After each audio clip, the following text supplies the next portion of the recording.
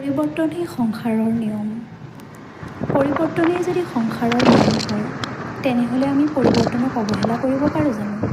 সময়ে যদি আমাক পৰিৱৰ্তন দিছে, তাত আমাৰ উপেক্ষা কিহৰ? সংসাৰৰ নিয়ম অনুসৰি আমি সকলোৱে পৰিৱৰ্তনক অৱহেলা নকৰি যদি আমি সমানে আগুৱাব পাৰোঁ, তেন্তে সকলোৱে সংঘৰ্ষৰ সৈতে যুঁজ দিব পৰাকৈ নিজক প্ৰস্তুত কৰিব নোৱাৰোঁ নেকি? নিশ্চয় পাৰিম।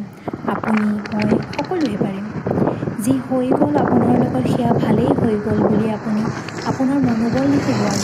ধৈৰ্য ধৰক সেই সময়খিনিত। যি হৈ আছে সেয়াও আপোনাৰ ভালেই হৈ আছে বুলি ধৰক।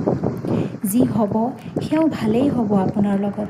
এবাৰ ভাবি চাওকচোন, আপোনাৰ কি হেৰাইছেনো যাক লৈ আপুনি কান্দিছে? আমিনো পৃথিৱীলৈ কি লৈ আহিছোঁনো?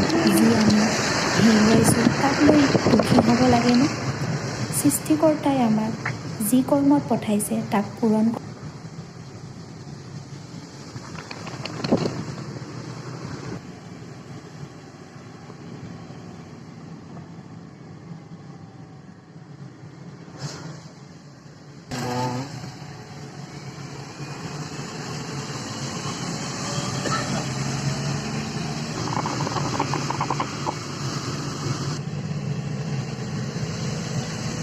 গাড়ি লগ কৰি যাওঁ না মাটি লোৱা পুলিচে মানুহ বিক্ৰী কৰি